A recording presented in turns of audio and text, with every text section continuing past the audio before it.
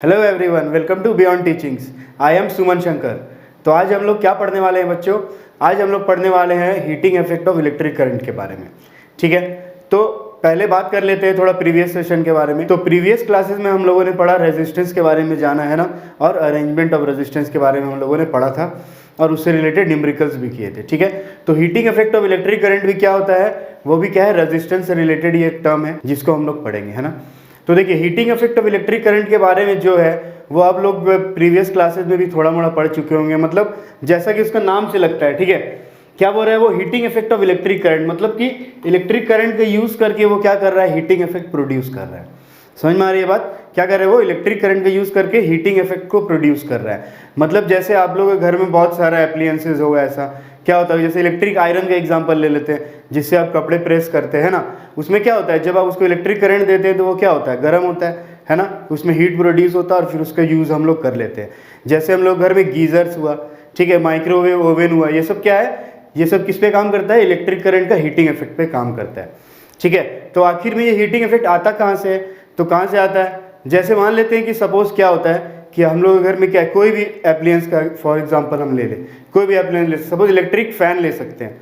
Electric fan में क्या होता है, अगर आप इलेक्ट्रिक फैन चलाते हैं तो क्या होता है, वो घूमता है, ठीक है ना, और घूमने के बाद अगर सपोज आधा घंटा 45 मिनट सपोज वो घूम रहा है और उसके बाद अगर हम लोग अचानक उसको ऑफ करके उसको टच करते हैं तो क्या होता है, वो थोड़ा हमको क्या लगता है, गर्म लगता है, उसमें हीट प्रोड्यूस हो जाता है। ठीक है ना, तो जनरली होता क्या है कि जब भी हम लोग करंट कहीं पे प्रोड्यूस होता है, कहीं पे भी करंट हम लोग सप्लाई करते हैं, तो उस करंट जिस अप्लायंस के लिए दे रहे हैं, जैसे इलेक्ट्रिक फैन चलाना है हमें, या फिर कूलर चलाना है, या एसी चलाना है, कुछ भी है ना, एनीथिंग, तो क्या होता है कि जितना इलेक्ट्रिक करंट उस अप्लायंस को चाहिए उतना तो उसको मिल जाता है, उसको यूज वो कर लेता है, ठीक है ना। लेकिन उसके अलावा भी क्या होता है कि जो एक्स्ट्रा इलेक्ट्रिक करंट है वो क्या होता है, हीट के फॉर्म में वहाँ पे चारों तरफ क्या होता है, जनरेट होता है, ठीक है, और हीट के फॉर्म में चारों तरफ वो फैल जाता है। समझ में आ रही है बात? तो इसीलिए क्या होता है कि वो एप्लायंस क्या होता है, गर्म हो जाता है। कोई भी एप्लायंस, अगर उसका एग्जांपल अगर जैसे टीवी भी है सपोज, है ना, टेलीविजन टीवी, तो वो भी क्या होता है, ज़्यादा दिन तक चलता है, तो ज़्यादा देर तक चलता है तो क्या होता है कि वो थोड़ा हीट हो जाता है ना। तो उसका रीज़न क्या है, इलेक्ट्रिक करंट का हीटिंग इफेक्ट, है ना। अब क्या होगा, सपोज मान लेता हूँ मैंने क्या किया कि मैंने उस एप्लायंस को वहाँ से हटा दिया और वहाँ पे लगा दिया सिर्फ रेजिस्टेंस। ठीक है, इस तरह से पहले क्या था, पहले मेरा यहाँ पे रेजिस्टेंस था, ठीक है, पहले का सर्किट जैसा था, मेरा क्या था, रेजिस्टेंस था, और मुझे सपोज एक इलेक्ट्रिक बल्ब को क्या करना था, ग्लो करना था, मान लेते हैं। समझ में आ रही है बात? ठीक है ना, मेरे पास एक सर्किट था, मुझे एक इलेक्ट्रिक बल्ब को ग्लो करना था, तो मैंने क्या किया, यहाँ से करंट को पास करवाया, तो क्या हुआ, बल्ब ग्लो हुआ, ठीक है ना। अब बल्ब को ग्लो होने के लिए जितना करंट चाहिए था उसमें तो बल्ब क्या हो गया, ग्लो हो गया, ठीक है ना, जल गया। लेकिन जो एक्स्ट्रा करंट हुआ वो क्या होगा, वो हीट के फॉर्म में क्या होगा, हीट के फॉर्म में कहीं ना कहीं रहेगा। समझ में आ रही है बात? ठीक है ना। अब मैं क्या करूं, अगर मैं इसमें से क्या करूं, बल्ब को हटा दूं सपोज, ठीक है, मैंने क्या किया, फिर से एक और बनाया दूसरा सर्किट। मैंने क्या किया कि इसमें क्या किया, रेजिस्टेंस लगा दिया, पोटेंशियल लगा दिया और करंट दे दिया यहाँ पे। समझ में आ रही है बात? मैं क्या बोलना चाह रहा हूँ कि पिछले वाले में क्या था कि वहाँ पे बल्ब ग्लो करना था मुझे, ठीक है, लेकिन यहाँ पे कोई भी एप्लायंस नहीं, सिर्फ यहाँ पे क्या है, रेजिस्टेंस है। ठीक है, मतलब इस टाइप का सर्किट को मैं क्या बोलता हूँ, प्योरली रेजिस्टिव सर्किट। समझ में आ रही है बात? तो मैंने बना दिया ऐसा सर्किट जिसमें क्या है, रेजिस्टेंस है सिर्फ। तो अब जब यहाँ से इलेक्ट्रिक करंट पास करेगा, समझ में आ रही है बात, जहाँ से इलेक्ट्रिक करंट पास करेगा तो क्या होगा कि यहाँ पे तो कोई एप्लायंस है नहीं, तो सिर्फ क्या होगा, यहाँ पे उसका हीटिंग इफेक्ट दिखाई देगा। समझ में आ रही है बात?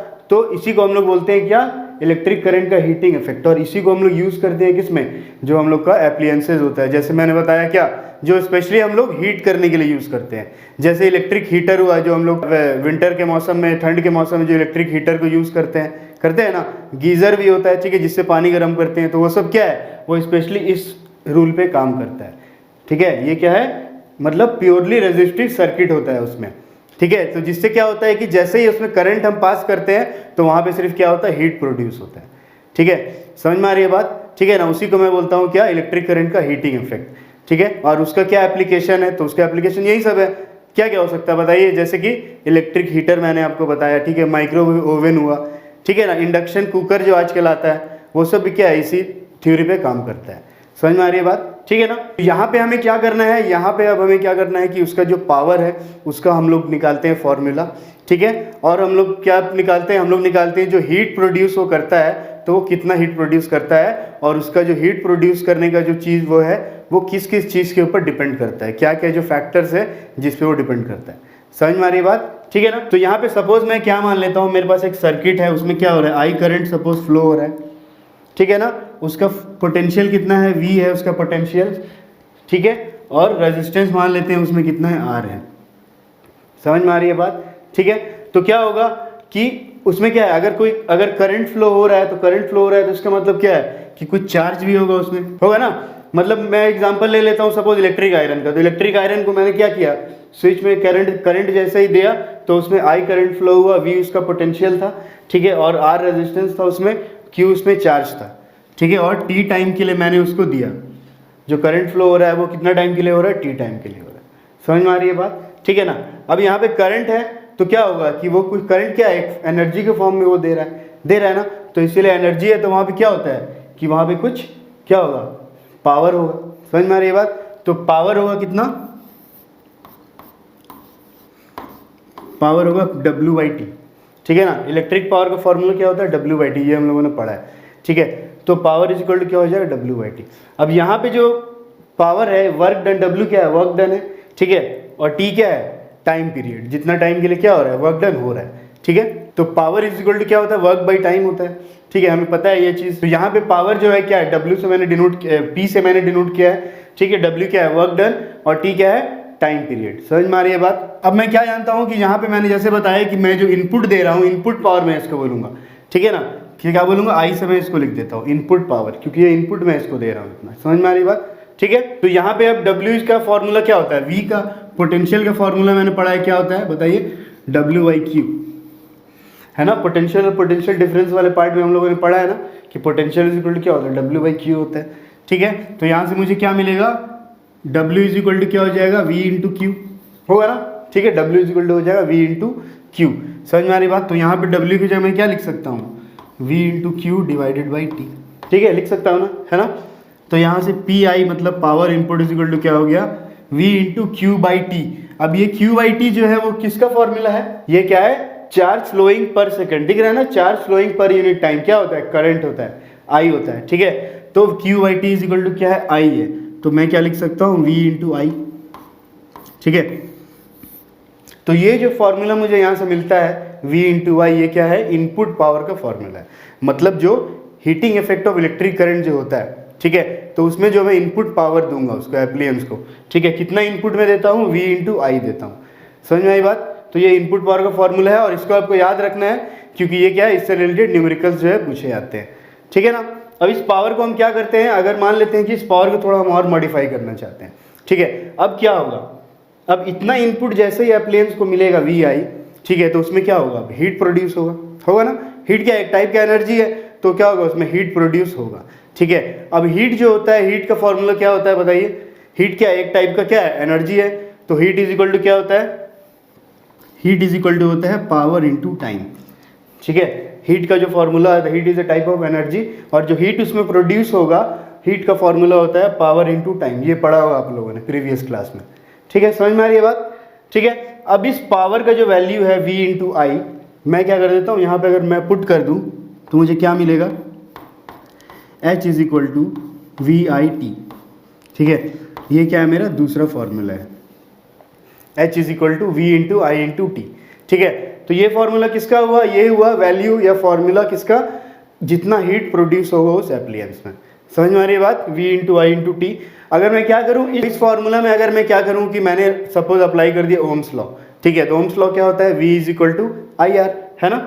तो V is equal to IR मैंने क्या कर दिया, ओम्स लॉ होता है V is equal to IR, ये पता है आप लोगों को, मैं यहाँ पुट कर देता हूँ, ठीक है। तो H इज इक्वल टू क्या हो गया, I into R into I into T, ठीक है ना। और ये I और I मिलके क्या हो गया, I स्क्वायर RT मिल गया मुझे। मतलब हीट का फॉर्मूला मुझे क्या मिला, H is equal to I square RT, ठीक है। तो मतलब मुझे यहाँ से 3 फार्मूला मिले, ठीक है, ये 3 फार्मूला यहाँ पे लिखा हुआ है। सबसे पहला क्या है, P is equal to VI मुझे मिला, है ना, power is equal to potential into current. फिर दूसरा फार्मूला मुझे क्या मिला, हीट जो जनरेट होगा उसमें, जो जितना हीट वो एप्लियंस प्रोड्यूस करेगा, ठीक है, वो कितना होगा, V into I into T होगा, ठीक है। समझ में आ रही है बात। और जब मैं इसमें ओम्स लॉ अप्लाई करूंगा तो क्या होगा, ये I स्क्वायर RT, ठीक है। और ये जो फॉर्मूला है I²RT, इस फॉर्मूला को मैं जानता हूँ, इस फॉर्मूला का नाम क्या है, joules law of heating effect.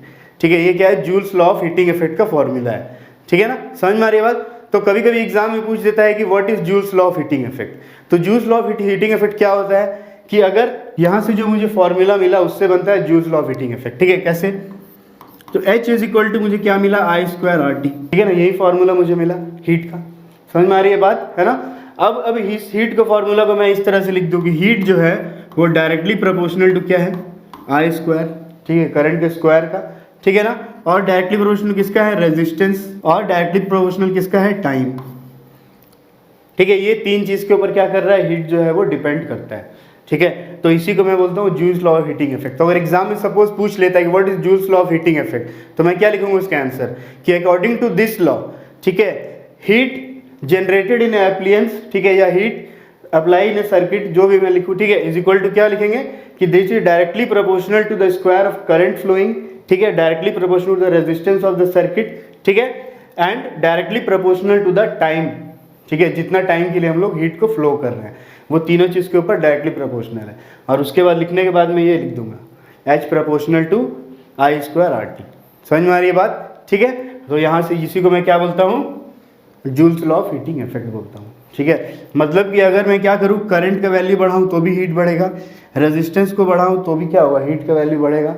जितना ज़्यादा रेजिस्टेंस होगा उतना ज़्यादा हीट प्रोड्यूस होगा, है ना, और जितना टाइम के लिए मैं हीट दूंगा उतना ज़्यादा मुझे हीट मिलेगा। ठीक है, तो ये तीन चीज़ के ऊपर डिपेंड करता है हीट, इसी को मैं बोलता हूँ joules law of heating effect. समझ में आ रही है बात। ठीक है, तो ठीक है, तो ये सारी चीज़ें हैं इसमें हीटिंग इफेक्ट में।